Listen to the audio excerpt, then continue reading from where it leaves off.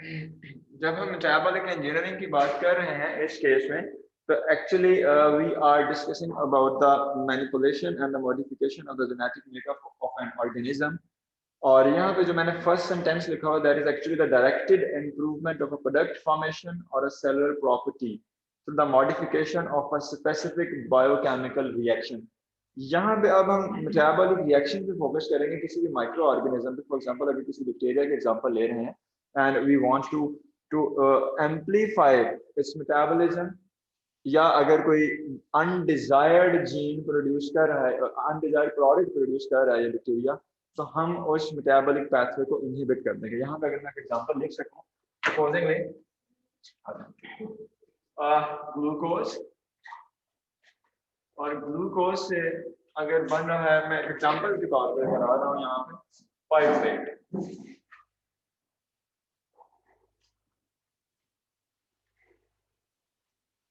यहाँ पे इसके नीचे मैंने लिख दिया डिजायर्ड, सपोजिंगली। अच्छा, now if there are chances glucose जो है वो अमाइनो एसिड में भी कन्वर्ट हो जाए, and I suppose in this example this is undesired. तो अब यहाँ पे एग्जांपल से मैं ये देना चाह रहा हूँ कि ग्लूकोज से दोनों प्रोडक्ट्स बन सकती है। If our product is, our desired product is pyruvate, तो हमारे पास जो स्ट्रेटजी यहाँ पे ये आएगी कि we have to amplify this pathway. हम जो इस पाथवे में एंजाइम्स इन्वॉल्व है उसको एम्पलीफाई करें ताकि ये प्रोडक्ट मैक्सिमम बने और ये मिनिमम है। एक स्ट्रेटजी ये हो सकती है। दूसरी स्ट्रेटजी ये हो सकती है कि इन एंजाइम्स को एम्पलीफाई करने के बजाय जो यहाँ पे एंजाइम्स इन्वॉल्व है इनको इनहिबिट कर दें।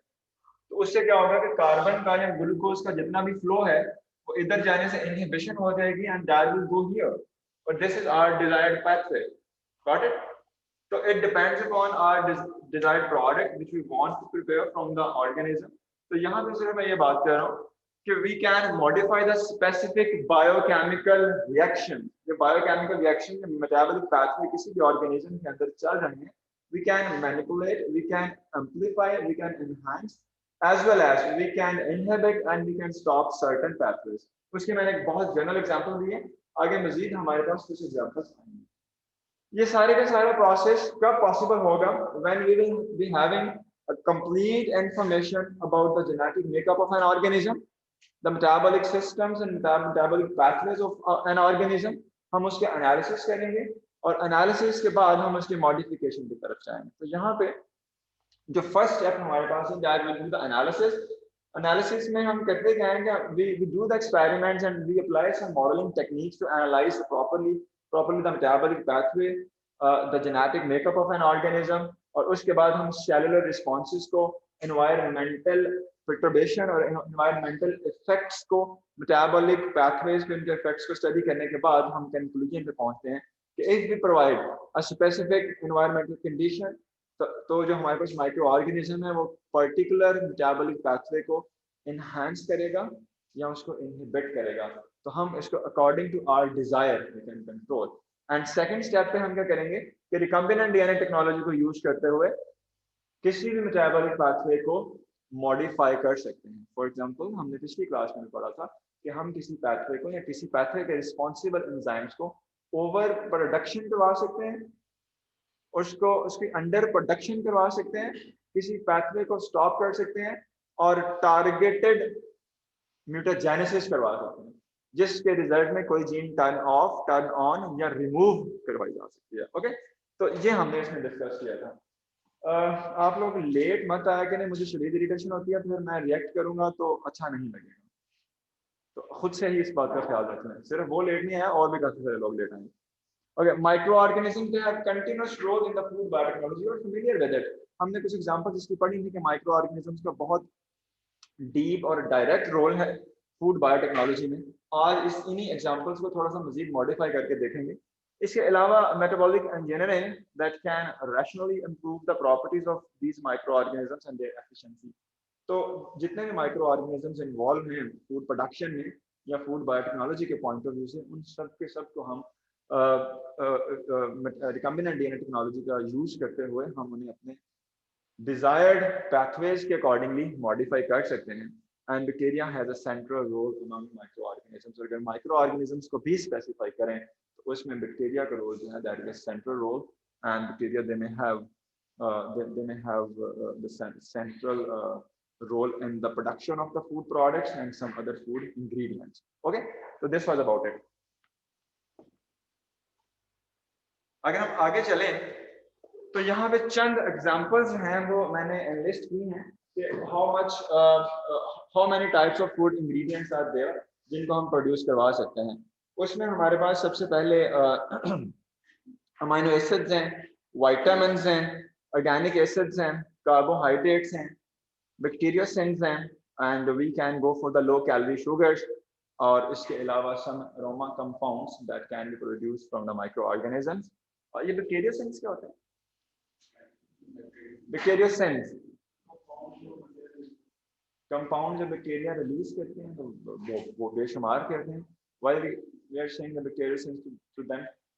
बैक्टीरियोसेंस toxic compound.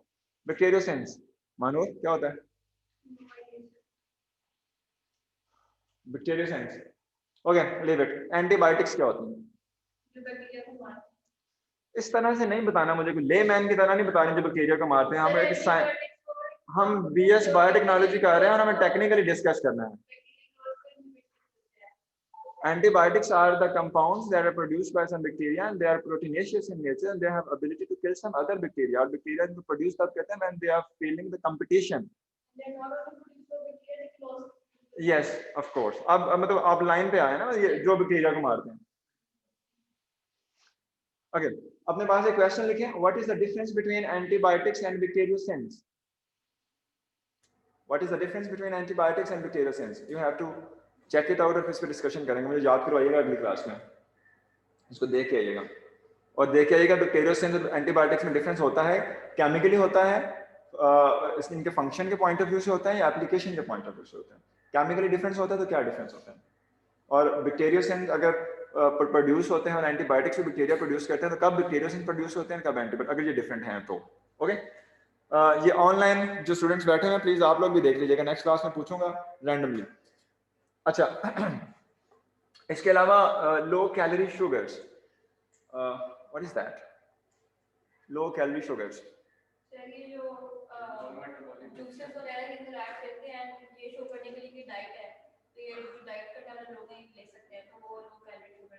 Okay, nutritional point of view से we have to reduce the calories in certain foods, और उसके लिए फिर हम आर्टिफिशियली लो कैलोरी शुगर्स जो हैं ये प्रोड्यूस करवाते हैं और इनके लिए माइक्रो ऑर्गेनिजम्स का इस्तेमाल करते हैं। और इसके अलावा aroma compounds, different aromatic different foods में एरोमा के लिए, फ्लेवर्स के लिए एरोमा कंपाउंड्स हैं वो सिंथेसाइज करवाए जाते हैं। इसके अलावा सर्टन कार्बोहाइड्रेट्स हैं वो प्रोड्यूस करवाए जाते हैं माइक्रो ऑर्गेनिज्म से।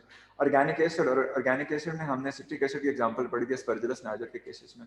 और इसके अलावा इन फूड इंग्रेडिएंट्स के अलावा कुछ और भी देखेंगे। दीज आर हियर, ये कुछ कैटेगरीज हैं उन फूड एडिटिव्स की जो कि हम माइक्रो ऑर्गेनिजम्स को यूज करते हुए आइसोलेट कर सकते हैं। These are the categories. For example, first one that is the nutritional supplements, flavour enhancers. Flavour enhancers जो हैं ये तो कमर्शियली मार्केट्स में बेशुमार मिलते हैं और मेरा ख्याल है अब तो हाउस होल्ड प्रोडक्ट्स हैं उसमें भी फ्लेवर एनहांसर्स जो हैं वो यूज किए जा रहे हैं। This are very common.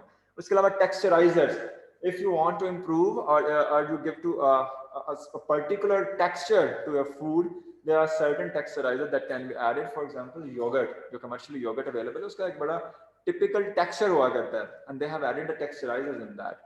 इसके अलावा acidulants, acidulants are the compounds which give some sharp taste, जिसको हम कहते हैं the tartaric taste, जिसको some खट्टा taste. This is the acidulants. Preservatives, we have to add the preservatives in certain foods to enhance the shelf life of the food. और preservatives जो हैं ये माइक्रो ऑर्गेनिजम्स की ग्रोथ को inhibit करते हैं या स्लो डाउन करते हैं, जिसके रिजल्ट में फूड का शेल्फ लाइफ जो है इनहांस किया जा सकता है। इस एक मिनट ठहरिएगा। इसके अलावा एमल्सिफायर्स, व्हाट आर द एमल्सिफायर्स?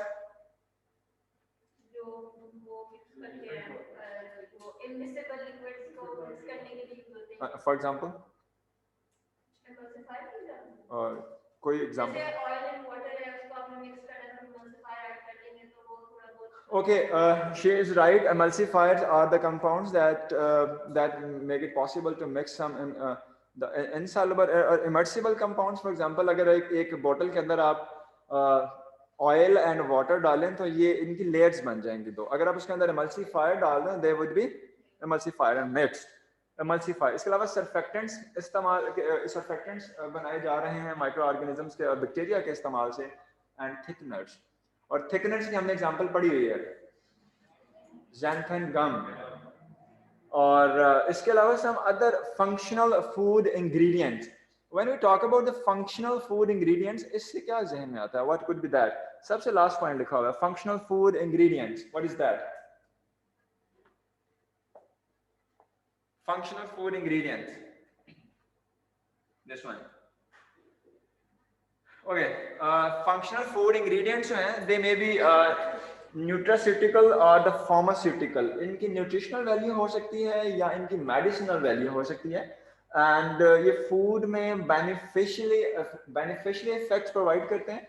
और इसके अलावा ये बॉडी के टारगेटेड फंक्शंस को कंट्रोल करने के लिए we can add these compounds into the food, and they may improve the health and well-being, and they may reduce the risk of the disease occurrence in the human body, and they may include the low calorie sugars, polysaccharides and the vitamin etc। ये इस category में आएंगे, इनको हम कहेंगे they are the functional food ingredients।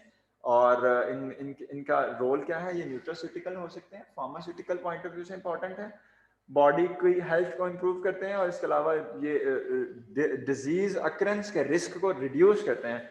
और इनकी examples हो सकती हैं हमारे पास certain low calorie sugars, polysaccharides and vitamins, they can be added as a functional food ingredients. और ये बन कहाँ से? हम हमारा अभी टॉपिक ये है कि ये इनकी प्रोडक्शन जो है ये हो रही है by using the micro organism, और specifically bacteria are involved in the production of these compounds.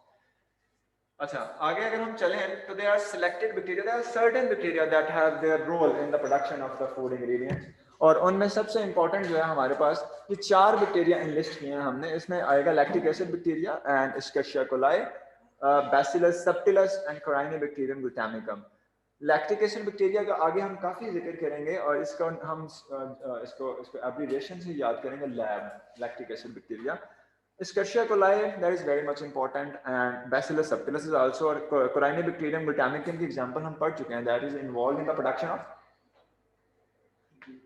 glutamic acid। glutamic acid की production में involved था, हमने इसके बारे में पढ़ा था। Biotin deficiency, glycerol deficiency और oleic acid deficiency इसकी strategies थी glutamic acid production को enhance करने के लिए। अच्छा, अब ये 4 ऑर्गेनिज्म हैं, अगर मैं इनके कुछ एग्जांपल्स दूं, ये चारों ऑर्गेनिज्म जो है why they are important and ये कौन कौन सी प्रोडक्ट्स को प्रोड्यूस करवा रहे हैं, तो अगर मैं आपको कुछ यहाँ पे टेबल दिखा सकूं तो कोराइनिबैक्टीरियम ग्लूटामिकम जो है that is involve in the production. इनको हमारी क्लास में शामिल नहीं, हाँ मुझे पता चल गया था लेकिन मैं टोकना नहीं चाह रहा था, आई न्यू दैट।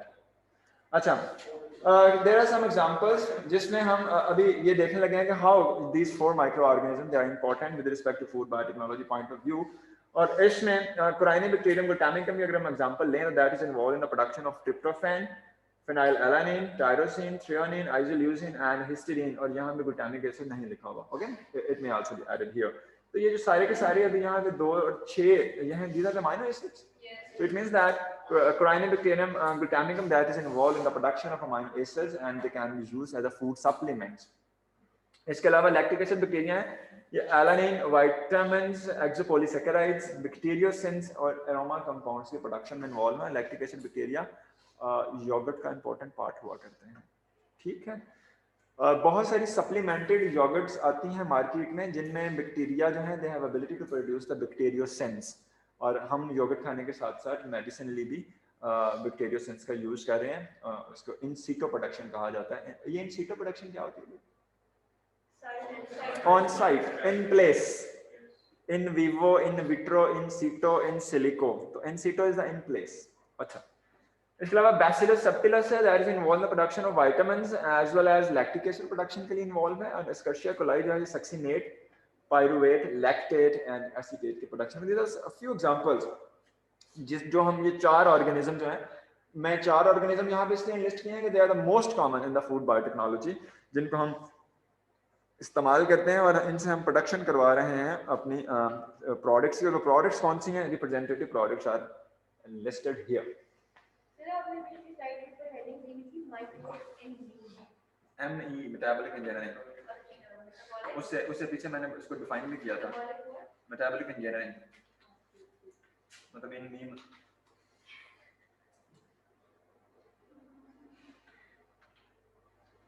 अच्छा, अब अगला सवाल ये है कि आई हैव टोल्ड यू कि ये 4 ऑर्गेनिज्म जो हैं हम इनको बहुत कॉमनली इस्तेमाल करते हैं फूड बायोटेक्नोलॉजी। वाई?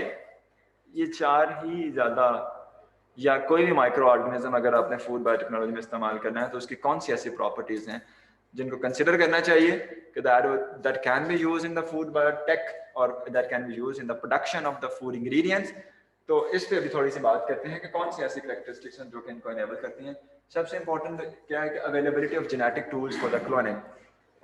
किसी भी ऑर्गेनिज्म को यूज करने के लिए we should have all the genetic tools available that are required for its cloning, because cloning point of view से when you have created a genetic recombinant तो आप यही चाहेंगे कि उस genetic recombinant के clones बनाएं ताकि उसके certain exact same copies बने जिनको आप अपने food production में use कर सकें। And for all these 4 bacteria we have clear genetic tools for the creation of for the modification of their genetic makeup. इसके अलावा एक्सप्रेशन इन माइक्रो ऑर्गेनिजम्स में एक्सप्रेशन एनालिसिस के पॉइंट ऑफ व्यू से इनके जो gene expression है we have completely analysed and understood their method of gene expressions, and fortunately we have the genetic map of all these organisms जिसमें हमें पता है कि कौन सी जीन किस लोकेशन पे है, उसका प्रमोटर कहाँ पे है, ऑपरेटर कहाँ पे है, किस तरह से एक्टिवेट किया जाएगा, किस तरह से इनहिबिट किया जाएगा या उसको किस तरह से रेगुलेट किया जाएगा, कौन सा प्रमोटर या ऑपरेटर जो है वो किसी दूसरी जीन के साथ भी इंटरेक्ट कर सकते हैं। We have all the information about it. इसके अलावा we should have the information कि किस तरह से हम जीन को डिसरप्ट कर सकते हैं, because you know that when the gene is disrupted its expression would be reduced और लॉस्ट। या आप जीन को रिप्लेस करें। इसके लिए जरूरी है कि आपको पता होना चाहिए कि जीन एग्जिस्ट कहाँ पे कर रही है, at what location. So you should be clear about it कि disruption और replacement of gene के रिजल्ट हमारे पास क्या आएंगे। तो इन ऑर्गेनिज्म के लिए we know that। अगला है द सीक्वेंस जीनोम। जब तक जीनोम पूरा सीक्वेंस नहीं है आप हमें पता ही नहीं चल सकता कि किस, जब तक मैप नहीं है, सीक्वेंस जीनोम नहीं है कि किस पोजीशन पे कौन सी जीन एग्जिस्ट करती है। तो वो मैं बात अभी कर चुका हूँ कि we are clear with its genetic map and the positions of the genes, and promoters का भी पता है, ऑपरेटर्स के बारे में भी we are familiar with it that we have promoters and operators of certain gene at specific positions. इसके अलावा we should have some plasmids and some other cloning vectors that may help in the production of genetic recombinants. जो plasmids क्या होते हैं? Plasmids are the extra chromosomal circular DNA. और बहुत सारे micro organism हैं उसमें, उसकी मैंने कुछ पहली क्लासेस में एग्जांपल दी थी एफ प्लाज्मिड की। एफ प्लाज्मिड जिन ऑर्गेनिज्म में मौजूद है they have ability to conjugate, and F plasmid वाले F positive कहलाएंगे and they would be acting as a donor, और F minus वाले they would be acting as a recipient। यहाँ पे plasmids and cloning vectors होंगे तो ही आप genetic recombination करवा सकेंगे, and there are certain natural plasmid available और इसके अलावा artificial plasmids जो हैं इनका भी involvement काफी ज़्यादा है। And gene transfer method, we should have a gene transfer method to insert the genes at a specific position and the targeted position, और gene expression systems के बारे में we should have the clear information about it। और इन organisms के लिए we are clear। हाँ, third point अब आया grass। अच्छा, इसके अलावा जो हमारे पास अदर कैरेक्टरिस्टिक्स हैं जिन पे हमें फोकस करना है, या इन 4 ऑर्गेनिजम्स के लिए जो हमारे पास क्लियर हैं, we are clear about it, we know the capacity to metabolise a wide spectrum of carbon. देखें, कोई भी माइक्रो ऑर्गेनिज्म जिसको आप यूज करना चाहते हैं अपने पर्पस के लिए, ऐसा नहीं होना चाहिए कि वो सिर्फ 1 या 2 कार्बन को ही अपने लिए यूज कर सके। That should have a wide range of the carbon sources. जैसे कि हमने एक एग्जांपल कुछ क्लासेस में पढ़ी थी कि there are certain organisms which can only use the methanol as a carbon source. तो अगर इस तरह के जो ऑर्गेनिज्म है ये आपके मीडिया की सिलेक्शन को बड़ा रिस्ट्रिक्ट कर देंगे, इससे मीडिया की कॉस्ट इन्हांस हो सकती है। समटाइम्स अगर सिर्फ एक ऑर्गेनिज्म वो मेथनॉल की प्रेजेंस में ग्रो करता है तो अगर मार्केट में कुछ चीज शॉर्ट हो गई है तो you would be unable to grow the micro organism. So your micro organism they should have a wide spectrum of the carbon sources at which they can grow. Got it? तो ये एक पहली property है। दूसरी है कि their growth should be rapid and they may be able to grow on the inexpensive carbon and the nitrogen sources, because you know that in the industry we have to focus on the cost at any level at any point. अगर inexpensive media पे grow नहीं कर सकते micro organism, तो हमारे पास production cost इतनी ज़्यादा आएगी कि शायद उस चीज़ को कमर्शियल करना मुश्किल हो जाए, और कमर्शियली सेल करना मुश्किल होता है. इसी वजह से, और मीडिया के अंदर जो सबसे एक्सपेंसिव कंपोनेंट्स हैं, this is the carbon and the nitrogen, expensive components. और इन कंपोनेंट्स के लिए और एक्सपेंसिव के अलावा ये हमें बल्क क्वांटिटी में भी चाहिए होते हैं, and so that's why micro organism they should have ability to grow on the inexpensive carbon and the nitrogen sources. इसके अलावा they should have the grass status. Grass status क्या होता है जी? Generally regarded as safe. Grass. Generally regarded as safe. The microorganisms that you are using for the production of the food ingredients, they should be in the grass status. ये ना हो कि हम use करें और कोई पैथोजेंस को use करें, और पैथोजेंस जब हम अपने फूड प्रोडक्ट्स को इससे आइसोलेट करें तो साथ में कंटेमिनेशन आ जाए माइक्रो ऑर्गेनिज्म की, और वो यूजर में कंटेमिनेट कर दे. Generally regarded as safe. मेरे से पूछ लो जी.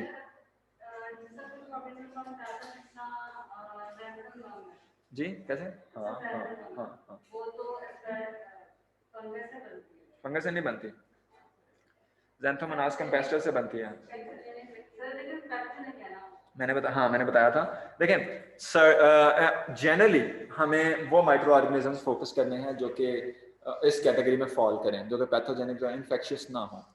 लेकिन if we do not have any other option, तो फिर हम उसमें यूज करते हैं, और उसमें फिर हम जब उसमें जब डाउन स्ट्रीम प्रोसेसिंग करते हैं, यानी कि प्रोडक्शन के बाद when we have to extract the product from the organism, तो फिर हमें वो स्टेप्स ज़्यादा स्ट्रिंजेंट करने पड़ते हैं कि अब जो माइक्रो ऑर्गेनिज्म है वो कम्प्लीटली सेपरेट आउट हो जाए फ्रॉम आवर प्रोडक्ट. तो उससे कॉस्ट बढ़ेगी ना फिर ultimately. Are you getting this? तो सर्टनली हम और यकीनन हम यूज़ करते हैं ऐसे organism which are GRAS status. लेकिन still if you do not have any other option, तो फिर हम यूज़ करने पड़ सकते हैं, और हम यूज़ करते भी हैं. लेकिन उसमें एंड पे हमें जो डाउन स्ट्रीम प्रोसेसिंग है, डाउन स्ट्रीम प्रोसेसिंग होती है कि प्रोडक्ट बन गई है, अब प्रोडक्ट को बनाने वाले से सेपरेट करना है ऑर्गेनिज्म से, तो उसके लिए फिर हमें एक्स्ट्रा केयर की ज़रूरत है, जो कि हमारी कॉस्ट को इन्हांस करती है. ठीक है. और स्टिल उसके अंदर चांसेस मौजूद होते हैं, if there any error at any level it may cause the infection. अच्छा, अगला है द ऑर्गेनिजम्स और the bacteria, they should be resistant to the bacteriophage attack. ये ना हो के आपने कल्चर ग्रो किया हुआ है और फेजिस आए, उन्होंने बैक्टीरिया को तबाह बर्बाद किया, एंड बात खत्म हो गई, आपकी सारी की सारी कॉस्ट जो है वेस्ट हो गई. सो द ऑर्गेनिजम्स और the bacteria they should be resistant to the bacteriophage attack. इसके अलावा you should have the clear physiological knowledge of, ये फिजियोलॉजिकल नॉलेज क्या होता है? फिजियोलॉजी क्या होती है ये बता. Yes, you should know the normal function of the organism, ताकि आप उसको क्योंकि आपने इसको जेनेटिकली मॉडिफाई किया है या आपने उसको अपने हिसाब से एडजस्ट किया है, तो अगर उसके फंक्शन के अंदर कोई चेंजेस आती हैं तो आपको उसको मॉनिटर कर रहे हैं, और आपको तब तक नहीं पता चलेगा जब तक आप उसके नॉर्मल फंक्शन का नहीं पता. तो फिर कैसे पता चलेगा कि इसके अंदर कोई चेंजेस आ गए हैं? You should know the complete physiological knowledge of that organism. इसके अलावा efficient transport of the final product to the extracellular medium and tolerance to its high levels. ये बड़ा important point है. इसमें हम ये दोनों बातें ये डिस्कस कर चुके हैं. जो सेकंड लास्ट पॉइंट है ये हम डिस्कस कर चुके हैं ऑलरेडी. मैं इसको फिर से एक्सप्लेन करने की कोशिश करता हूँ. ये पॉइंट सिर्फ इतना बताता है कि मैंने आपको बताया था कि देयर आर सर्टेन प्रोडक्ट्स जो बनती हैं intracellular. Okay, there are certain product जो इंट्रासेलुलर बनते हैं. For example if this is a cell, और ये सेल हमारे पास बना रहा था 5-IMP, ये इंट्रासेलुलर प्रोडक्ट है. इसको सेल से बाहर आना है तो ही हम यूज कर सकेंगे. सो इट मींस दैट इस सेल के अंदर ट्रांसपोर्ट सिस्टम एफिशिएंट होना चाहिए कि जैसे प्रोडक्ट बने हम उसको बाहर एक्स्ट्रा सेलुलर मीडियम में निकाल दें.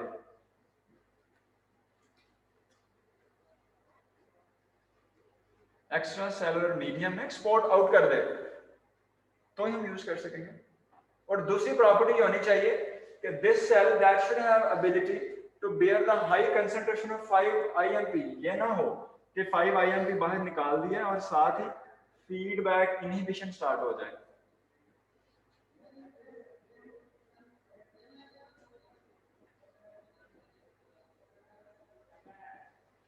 ये हमने पिछले एग्जांपल में पढ़ा था कि फीडबैक इनहिबिशन को स्टॉप करने के लिए हमने किस तरह से 5 AMP के लेवल को कम करने के लिए हमने मैंगनीज रिड्यूस किया था मीडियम के अंदर, रिमेंबर? तो this should be the quality of that organism, that it should have the efficient transport system, जो भी प्रोडक्ट बने उसको एक्सपोर्ट आउट कर दे फौरी तौर पे, और दूसरा जब एक्सपोर्ट आउट कर रहे हैं तो meanwhile it should have ability to tolerate the high level of its own product. अगर ये अपनी प्रोडक्ट के हाई लेवल को टॉलरेट नहीं कर सकेगा तो साथ ही फीडबैक इनहिबिशन हो जाएगी, प्रोडक्ट एक लेवल से आगे बढ़ ही नहीं सकेगी। मेरी बात समझ में आ गई सबको? अगर किसी को भी समझ नहीं आई can repeat, but this should be clear. Shehzadi Sakhi, are you clear with it? तो फिर मुझे बताएं कि आप क्लियर नहीं, मुझे जहन नहीं पढ़ सकता मैं कि क्या दिमाग में चल रहा है। I am unable to read the mind. मुझे बताएं कहां से समझ नहीं आई? This is non serious attitude. नहीं अच्छी बात है, लेकिन स्टिल ट्राई करें कि आपको कुछ कुछ समझ आती रहे और मुझे बिल्कुल जीरो से ना बताना पड़े ना, तो ये बाकी जो लोग बैठे हुए हैं दे वुड ये इरिटेट होंगे इस तरह से। मैं ये बता रहा हूँ, ओके आई विल ट्राई। मैं ये बता रहा हूँ कि जो भी प्रोडक्ट है हमारे पास, उस प्रोडक्ट की क्वालिटी और उस ऑर्गेनिज्म की ये क्वालिटी होनी चाहिए कि वो जो प्रोडक्ट प्रोड्यूस कर रहा है, देयर आर सर्टेन प्रोडक्ट्स जो कि एक्स्ट्रा सेलुलर ही प्रोड्यूस होती हैं, जो सेल से बाहर ही प्रोड्यूस होती हैं, उनके लिए तो मसला ही कोई नहीं है। सेल से बाहर प्रोड्यूस हो रही हैं, मीडियम के अंदर प्रोड्यूस हो रही हैं, हम उसको ले रहे हैं और इस्तेमाल कर रहे हैं।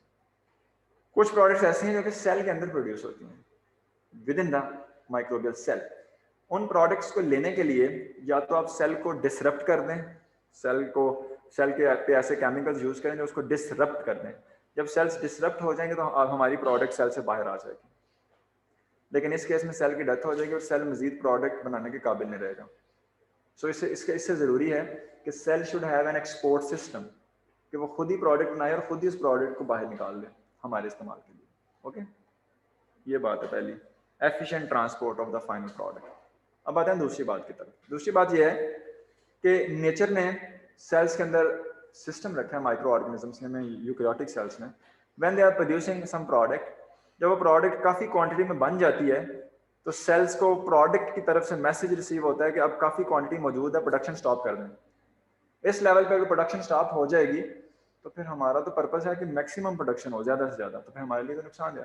सो it should be the second point, the extra cellular medium and tolerance to its high level. कुछ बात बनी? इसको मजीद पढ़िएगा, बन जाएगी फिर पूछ लीजिएगा, लेकिन पूछ लीजिएगा इसको।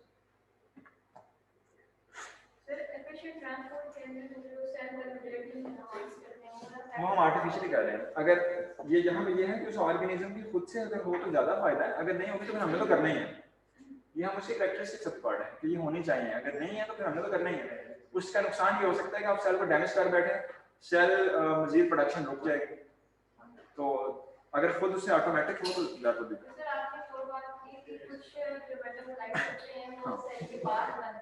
Extra cellular. तो मतलब सेल एंजाइम सीक्रेट करता है, एंजाइम सीक्रेट करता है, ब्रेकडाउन बाहर हो रही है, for example in case of some अच्छा। The last property that a microorganism that should have should be able to use in large scale fermentation systems or large scale fermentation systems में इस्तेमाल इसे grow करने की ability होनी चाहिए large scale fermentation system में, और हम इसको इंडस्ट्रियल लेवल पे इजीली ग्रो कर सकें। ये बहुत ज़रूरी है, बिकॉज हम कोई भी प्रोडक्ट जो है उसको सिर्फ लैब की हद तक नहीं बनाते रहेंगे, we have to shift the process at a larger scale, at industrial scale, और हमें उसमें ग्रो करना पड़ेगा। यहाँ पे जो फर्मेंटेशन स्केल लिखा हुआ, scale fermentation, it means the industrial level fermentation. This is not the physiological fermentation. I have cleared it out in the initial sessions of this course. जहाँ तक कोई मसला? Any questions? Okay, yes, Abdul Rafi. Okay.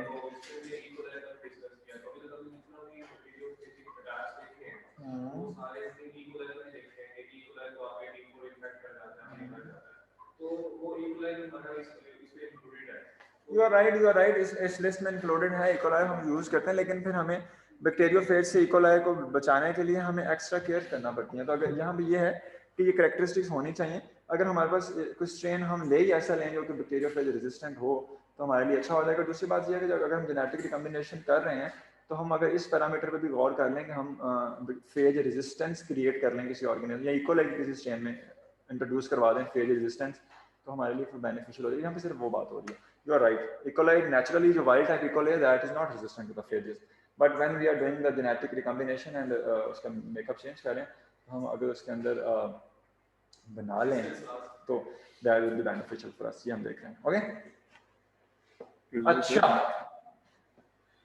जी, तो next ये examples हम देख चुके हैं किस तरह से कौन से एग्जांपल्स कौन सा ऑर्गेनिज्म कौन से अमीनो एसिड को प्रोड्यूस कर रहे हैं। अब इन्हीं चीजों को थोड़ा सा स्पेसिफाई करते जा रहे हैं। देखें यहां मैंने आपको बताया था दिस वन कि बहुत सारे फूड इंग्रेडिएंट्स हैं which can be used which can be produced from the microorganism। सबसे पहले था अमीनो एसिड। अब इनको वन बाय वन पढ़ेंगे कि हम अमीनो एसिड की प्रोडक्शन किस तरह से करते हैं, कौन से मेटाबॉलिक पाथवे एग्जांपल्स देखेंगे, कौन से मेटाबॉलिक पाथवेज को चेंज करते हैं, किस तरह से चेंज करते हैं और किस एंजाइम को मैनिपुलेट करते हैं। जी बच्चे, सबसे ज्यादा कॉस्ट इफेक्टिव कौन सा होगा कि हम पहले अपने माइक्रोब को हम जेनेटिकली मॉडिफाई कर रहे हैं या हम मतलब जो हमारे पास नेचुरली अगर है वो उसको इस्तेमाल करें बाद में एंटीबायोटिक्स है जो भी। It depends upon the desired product basically. Sometimes naturally the wild type organism जो हमारे लिए बड़ी अच्छी प्रोडक्शन कर रहा था that is beneficial for us. But still if we are producing some sensitive product और वो naturally उस product की ज़्यादा क्वांटिटी प्रोड्यूस नहीं कर पा रहा तो फिर हमें definitely we have to go for the genetic recombination. लेकिन जेनेटिक रिकम्बिनेशन अब इतना कॉस्टली रहा नहीं है, पॉसिबल है, मतलब हमारे जैसी लैब में तो नहीं है लेकिन कोई भी किसी अच्छी लैब में पॉसिबल, इतना कॉस्टली नहीं रहा। तो दोनों ही यूज़ किए जा सकते हैं depending upon the resources, depending upon the product that you want to isolate and you want to produce for the microorganisms. Okay अच्छा जी, अभी बात करने लगे हैं। मुझे बुला रहा है कौन? Yes sir, you want to say something? Sir मैंने जो डायबिटिक पेशेंट्स होते हैं they use some commercial products to add into the cup of tea something, तो वो स्वीटनेस के लिए ऐड करते हैं, but why, what is that? उसकी कंपोजिशन क्या है? Amino acid L-aspartame। L-aspartame that is sweet in taste but that is not the carbohydrate. So in case of diabetic patient we have to avoid from the sugars but not the sweetness. So L-aspartame is sweet in taste that can be used as a food। और ये जो L-aspartame ASPARTAME अभी उसका जिक्र आएगा, हम उसको produce भी करवाएंगे, कोशिश करेंगे कि उसको कागजों में प्रोड्यूस करवा दें। इसके अलावा there is amino acid that can be used for the nutrition as a nutritional supplements, flavour enhancers के तौर पे और स्वीटनर्स के तौर पे हम उनको इस्तेमाल कर सकते हैं। इस वजह से ये सिर्फ 3-4 पॉइंट्स यहाँ पे इसलिए लिखे हैं कि आपको पता चले कि why amino acid production is important and what is its significance. तो अमीनो एसिड प्रोडक्शन की सिग्निफिकेंस इसलिए है कि we have to use them as a food, pharmaceuticals, as an animal feed, we can use as nutritional supplements, flavor enhancers and as sweeteners। Okay, तो यहाँ पे हमारे पास certain mechanisms that can be used for the production of amino acid। सबसे पहले उसमें यह है कि we can modify the central metabolic pathway, CMP, central metabolic pathway। दूसरा प्रोसेस जो हम यूज कर सकते हैं, we can modify the biosynthetic pathways and number 3 we can modify the transport systems। मुझे सबसे पहले ये बताइए कि what do you mean by the central metabolic pathway? ये क्या होता है central metabolic pathway? Central metabolic pathway और आप familiar होंगे इससे, हाँ?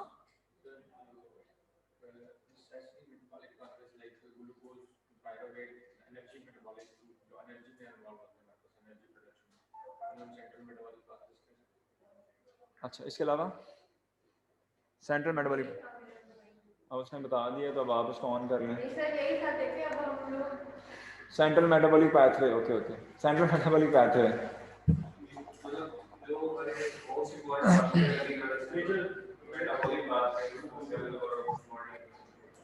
तुम्हारी बात है। देखिए हम अमाइनो एसिड की कंज्यूम करते हैं और हम फैट की कंज्यूम करते हैं, लेकिन असल में सारा जो मेजर मेटाबॉलिक पाथवे है वो ग्लूकोज से कार्बोहाइड्रेट का रास्ता है। मुझे आपकी इनएबिलिटीज का पता है कि आपको क्लू मिल जाए तो आप उसको एक्सप्लेन करके तो उसको I know that I agree with it, but आप मत एक्सप्लेन करें उसको। अच्छा central metabolic pathway that may include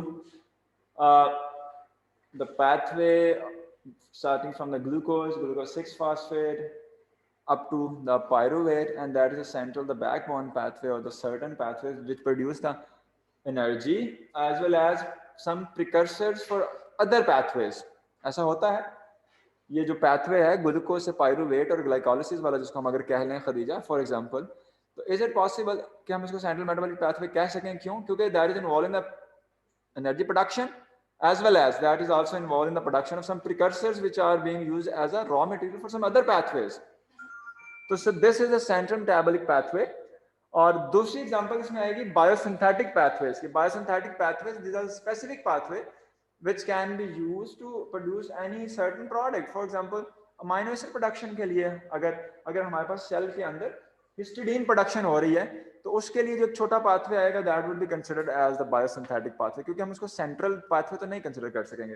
इसके अलावा है modification of the transport systems. ये बात बड़ी जरूरी है।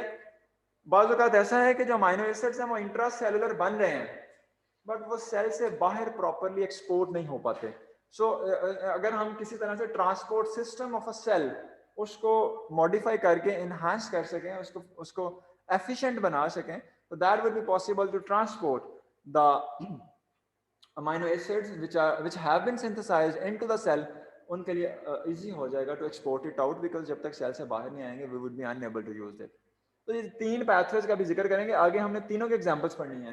पहली हम जो पढ़ने लगे हैं that is the modification in the central metabolic pathway, कि किस तरह से सेंट्रल मेटाबॉलिक पाथवे को हम मॉडिफाई करके कर सकते हैं, अपनी डिजायर्ड प्रोडक्ट प्रोड्यूस करवा सकते हैं। सेंट्रल मेटाबॉलिक पाथवे की मॉडिफिकेशन से मुराद है rerouting of the carbon source. मैंने बड़ी जनरल एग्जांपल यहाँ पे लिखी थी, कार्बन इनटू पायरुवेट, और दूसरी मैंने अनडिजायर्ड प्रोडक्ट लिखी थी कार्बन इनटू अमाइनो एसिड। तो अगर आप अमाइनो एसिड प्रोड्यूस करवाना चाहते हैं तो इसका मतलब है कि उस केस में हमारे पास पायरुवेट इज अनडिजायर्ड। मैं अगर फिर से उसको लिख सकूं यहाँ पर, सपोजिंगली दैट वाज ग्लूकोज, इस केस में मैं इसके मल्टी एरो बनाता हूं, this would be the amino acid and here pyruvate। Okay, अगर मैं इसके नीचे लिख दूं कि हमारी ये डिजायर्ड प्रोडक्ट है and this is undesired,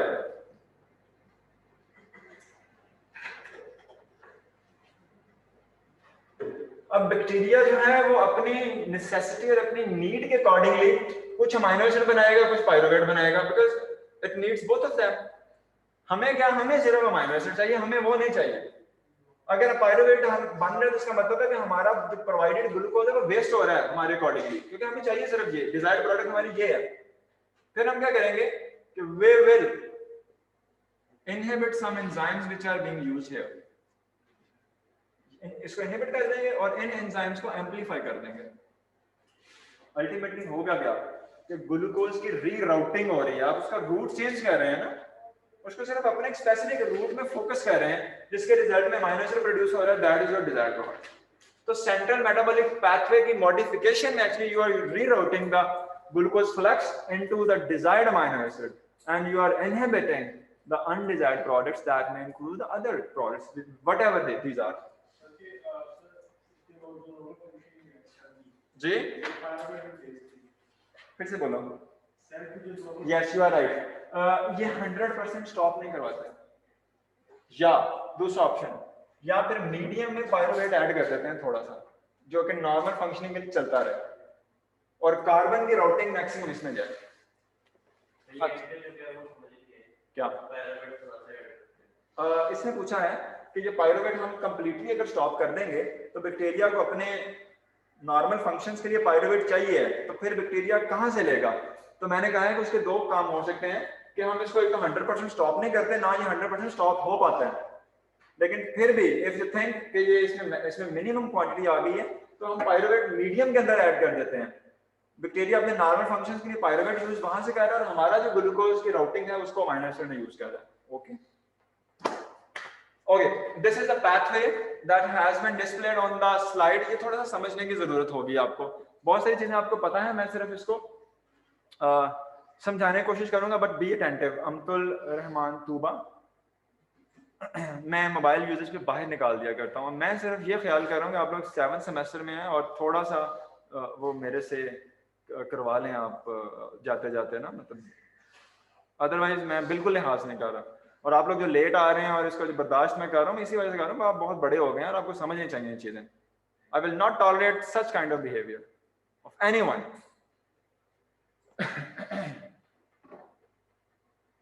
अच्छा, इस पाथवे में अगर मैं आपको सिंपल अगर आप देखें, this is starting from the glucose 6 phosphate G3P PEP pyruvate, glycolysis का पाथवे है, नॉर्मल सेंट्रल मेटाबॉलिक पाथवे की बात कर रहे हैं, इसको मॉडिफाई करने की बात कर रहे हैं। Okay, whenever microorganisms has to uptake the glucose from the medium के अंदर हम ग्लूकोज प्रोवाइड करते हैं। जब भी माइक्रो ऑर्गेनिजम्स ने मीडियम में से ग्लूकोज अपटेक करना है, they will phosphorylate the glucose, और जैसे ही ग्लूकोज सेल के अंदर आएगा that will B now G6P, glucose 6 phosphate. Okay, इसके लिए चाहिए एनर्जी। वो एनर्जी कहां से आएगी? वो एनर्जी आएगी by conversion of phosphoenol pyruvate into pyruvate, और यहां से हमारे पास एनर्जी आएगी। that energy would be used to phosphorylate the glucose into glucose 6 phosphate। यहां तक बात समझ में आ रही? ये नॉर्मल है, ये नॉर्मल प्रोसीजर। अब इस सेंट्रल मेटाबॉलिक पाथवे को हमने करना है मॉडिफाई, और इसको मॉडिफाई करने के हमारे पास 4 स्ट्रेटजीज हैं। सबसे पहली स्ट्रेटजी यहां पे इसको डिस्कस करते हैं। इस स्ट्रेटजी के 2 पॉइंट्स हैं। पहले स्टेप में हम क्या करेंगे कि अब अगर आप इस पाथवे में देखें तो जो ग्लूकोज 6 फॉस्फेट है that can route toward the ribose 5 phosphate here. Glucose 6 phosphate जो है ये राइबोज 5 फॉस्फेट में कन्वर्ट हो सकता है, और राइबोज 5 फॉस्फेट जो है ये हिस्टिडीन में कन्वर्ट होगा। Histidine is an amino acid. दूसरा, राइबोज 5 फॉस्फेट जो है एरिथ्रोज 4 फॉस्फेट में जाएगा, और उसके रिजल्ट में हमारे पास कोई भी अदर एरोमेटिक अमीनो एसिड जिसमें tyrosine, phenylalanine and one more, I forgot the name, that can be produced. एक रूट ये है। दूसरा रूट क्या है? ग्लूकोज से ग्लूकोज 6 फॉस्फेट G3P, और G3P से आप एरिथ्रोज 4 फॉस्फेट बना सकते हैं, उसके रिजल्ट में एरोमेटिक अमीनो एसिड। ये दूसरा रूट है। तीसरा रूट क्या है कि G6P, G3P और फॉस्फोइनोल पायरुवेट बना, उससे एरोमेटिक अमीनो एसिड बन सकता है, ये वाला। ये 3 रूट है। अब हमारे पास पर्पस क्या था? We are actually focusing the modification of central metabolic pathway for the production of amino acids. Amino acid इसमें हिस्टिडीन भी हो सकता है, और इसमें अदर एरोमेटिक अमीनो एसिड भी हो सकते हैं, जहां पे मैंने ए से लिखे हुए हैं। अब स्ट्रेटजी 1 पे गौर करते हैं। स्ट्रेटजी 1 क्या कहती है कि increasing the availability of ribose 5 phosphate. अगर आप राइब फॉस्फेट की अवेलेबिलिटी को एनहांस कर दें तो अल्टीमेटली हिस्टिडीन बनेगा। इसको एनहांस कैसे करेंगे? ट्रांसकीटोलेज डेफिशिएंट स्ट्रेन्स। ट्रांसकीटोलेज डेफिशिएंट स्ट्रेन क्या करेंगे? वो यहाँ पे here at the number 1 the enzyme is involved ट्रांसकीटोलेज। अगर ट्रांसकीटोलेज डेफिशिएंट स्ट्रेन है तो हमारे पास एरिथ्रोज 4 फॉस्फेट नहीं बनेगा। जब एरिथ्रोज 4 फॉस्फेट नहीं बनेगा तो मैक्सिमम कार्बन जो है वो राइबोज 5 फॉस्फेट में चला जाएगा, और राइबोज 5 फॉस्फेट जो है वो हिस्टिडीन में कन्वर्ट हो जाएगा। That is our beneficial. एक मिनट ठहरिएगा। यस, जो एन हिस्टिडीन है वो तो प्रायर को टर्न जा रहा है। राइबोज फॉस्फेट जो एरिथ्रोज डेल्टा और माइनस में देंगे। वही बात समझ में आई। तो ये जो राइबोज 5 फॉस्फेट है, हां, वो उसमें नहीं जा रही एरिथ्रोज 4 फॉस्फेट, एन हिस्टिडीन को प्रायर को टर्न है। ये मतलब उसमें रिएक्शन एनालिसिस में जा रही है। क्या कह रहे हैं? ये कोई इंटरप्रेट करे तब इसको। जो राइबोज बनता है ना वो एरिथ्रोज में जाएगा, एल हिस्टिडीन की साइड प्रोडक्ट बनता है। अच्छा, इस पे बात करते हैं। अच्छा, मानूर आप कुछ कह रही थी? सर मैं ये कह रही थी कि G3P तो फिर भी बन रहा है, हमने एरिथ्रोज को स्टॉप कर दिया। हाँ, लेकिन ग्लूकोज 6 फॉस्फेट अच्छा, उसको भी जा रहा है। हाँ, यू आर राइट। इसमें जब हम 4 स्ट्रेटजीज पढ़ेंगे ना अभी, फिर आप देखेंगे कि हम एक टाइम पे एक स्ट्रेटजी यूज नहीं करेंगे, हम मल्टीपल स्ट्रेटजी यूज करेंगे। तो जो 4th स्ट्रेटजी आएगी हमारे पास या उसमें क्या है कि हम पायरुवेट डिकार्बोक्सिलेज का इन्हांस कर देंगे, इसको एम्पलीफाई कर देंगे, उससे पीपी मैक्सिमम बनेगा। अब ये जो G3P बन रहा है ये भी एक्चुअली पीपी में कन्वर्ट हो रहा है, हमारे पास एरोमेटिक अमीनो एसिड बन रहा है। तो this all depends on our requirement, हम किस तरह से इन स्ट्रेटजीज को कॉम्बिनेशन में यूज करते हैं या सेपरेटली यूज करते हैं। तो यहाँ पे स्ट्रेटजी 1 की सिर्फ आपको एक एग्जांपल दे रहा हूँ कि स्ट्रेटजी 1 में क्या है कि यहाँ पे 1 इस नंबर पोजीशन पे ट्रांसकीटोलेज एंजाइम इज प्रेजेंट। अगर हम उस ट्रांसकीटोलेज एंजाइम को यहाँ से डेफिशिएंट कर दें या उसको इनहिबिट कर दें तो उसके रिजल्ट में क्या होगा कि G3P एरिथ्रोज 4 फॉस्फेट में कन्वर्ट नहीं हो पाएगा और उसके रिजल्ट में हमारे पास एरोमेटिक अमीनो एसिड नहीं बनेगा, सिर्फ there are more chances for the production of L histidine here. अब ताबिश कहता है कि यहाँ पर एरिथ्रोज 4 फॉस्फेट भी बन सकता है, इस पे बात करेंगे अभी, ताबिश बाकी स्ट्रेटजीज मुझे पढ़ाने दो। इसके अलावा स्ट्रेटजी 1 की दूसरी कंडीशन हमारे पास ये हो सकती है कि if we want to increase the supply of erythrose 4 phosphate, ये वाली, तो हम इसी एंजाइम को ट्रांसकीटोलेज की ओवर प्रोडक्शन कर दें, ओवर प्रोडक्शन कर देंगे, एरिथ्रोज 4 फॉस्फेट बनेगा जिसके रिजल्ट में aromatic amino acid maximum production start हो जाएगी। इस पाथवे के अंदर जो सॉलिड लाइंस हैं ये सिंगल स्टेप शो करती हैं, जो मल्टीपल लाइंस हैं ये डॉटेड लाइंस हैं, ये मल्टीपल स्टेप्स शो करती हैं। फॉर एग्जांपल यहाँ पे ये डॉटेड एरो है, इसका मतलब है कि इसमें मल्टीपल स्टेप्स इन्वॉल्व हैं। ये सॉलिड है, इसमें पीईपी के बाद डायरेक्ट पायरुवेट बनेगा। ये जो एम्पलीफाइड एरोज हैं, ये वाले एम्पलीफाइड एरोज का मतलब है कि यहाँ से हमने प्रोसेस एम्पलीफाई कर दिया है, जैसे कि ये है, इस एंजाइम को एम्पलीफाई कर दिया है, और ये जो इस तरह एक लाइन लगी हुई है क्रॉस में, इसका मतलब है कि यहाँ के एंजाइम को आपने इनहिबिट कर दिया, ठीक है। तो ये इसका नॉमेनक्लेचर है, गॉट इट। इस पाथवे पे ये स्ट्रेटजी 1 पढ़ी है हमने अभी। स्ट्रेटजी 1 के अंदर हमारे पास एक कंडीशन है कि if we want to produce the maximum histidine, और दूसरी कंडीशन है कि if we want to produce the maximum aromatic amino acid. दोनों के केस में हिस्टिडीन के प्रोडक्शन में we will make the strain deficient in transcriptolase enzyme, over production or production of aromatic amino acid के case में we will over produce the transcriptolase enzyme, that's it. Strategy 2 here, strategy 2 ये कहती है हमारे पास मजीद आगे अगर आए, inactivation of PEP dependent PTS system for the transport of glucose और amplification of sugar phosphorylating kinase gene। अच्छा, अब यहाँ पे ये देखें कि गौर कीजिएगा, ये जो पीईपी है, ये वाला पीईपी, ये पीईपी एरोमेटिक अमीनो एसिड बनाने में इस्तेमाल होता है। इसके अलावा ये पीईपी जो है ये ग्लूकोज को अपटेक करने में भी इस्तेमाल हो रहा है यहाँ पे। तो अगर पीईपी ग्लूकोज अपटेक करने में इस्तेमाल हो रहा है तो इसका मतलब है कि काफी सारा पीईपी तो वेस्ट हो रहा है ना, वो एरोमेटिक अमीनो एसिड को नहीं बना पा रहा। तो अगर हम ये कर दें कि यहाँ पे पीईपी को इनहिबिट करके तो ये ग्लूकोज अपटेक के लिए अल्टरनेटिव मेथड इंट्रोड्यूस करवा दे, वो कौन सा है? Phosphorylation of the kinase gene. तो यहाँ पे काइनेज जीन जो है वो अगर ग्लूकोज को की फॉस्फोराइलेशन करवा दे इंस्टेड ऑफ यूजिंग पीईपी, तो हम काफी सारा पीईपी बचा सकते हैं for the production of aromatic amino acids. Okay, this is second strategy, समझ आ गई? Third one, strategy 3, inactivation of PEP carboxylase. PEP carboxylase is an enzyme which is involved in the conversion of PEP into acetyl-CoA and the products which are involved in the TCA cycle. और हमने बचाना क्या है? PEP। क्यों? क्योंकि PEP aromatic amino acid को बना रहा है। तो अगर हम PEP कार्बोक्सिलेज एंजाइम को इनहिबिट कर दें तो क्या होगा कि पीईपी काफी ज्यादा बच सकता है हमारे पास। ये एक अदर स्ट्रेटजी है। अब आते हैं स्ट्रेटजी 4 पे, एम्प्लीफिकेशन ऑफ पीईपी सिंथेज। वो पीईपी सिंथेज है जो मैंने अभी आपसे बात की थी, वो उस टाइम में शायद कार्बोक्सिलेज से आ गया था। पीईपी सिंथेज, तो PEP synthase is an enzyme which is involved in the production of PEP from pyruvate. हमें चाहिए क्या? पीईपी। क्यों?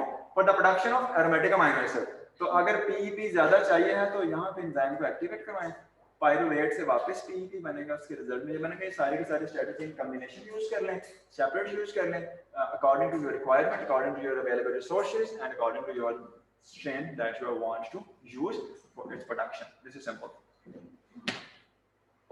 Anything if you want to ask in this metabolic pathway, ये बहुत क्लियर होना चाहिए। इस तरह के बेशुमार पाथवे अभी आएंगे, हमने सारे पढ़ने हैं और इसको साथ ही साथ तैयार कर लीजिएगा। ये अभी सेंट्रल मेटाबॉलिक पाथवे है, उसके बाद बायोसिंथेटिक पाथवेज आएंगे, उस पर भी बात होगी। अमीनो एसिड्स के आएंगे, विटामिन्स के भी आएंगे होपफुली, और उसके बाद हम जाएंगे मिल्क प्रोटीन्स पे, मिल्क प्रोडक्ट्स पे, और साथ ही साथ दो फंक्शंस की बात करेंगे इनके बाद। सर जो स्ट्रेटजी 1 है, मेरा वहाँ पे एक क्वेश्चन है। कमरान साहब आप क्या पूछ रहे हैं? सर जो स्ट्रेटजी 1 है, जरा यहाँ पे आप आ सकते हैं दोबारा से? अच्छा कमरान, मेरी बात सुनो, क्वेश्चन करने से पहले जरा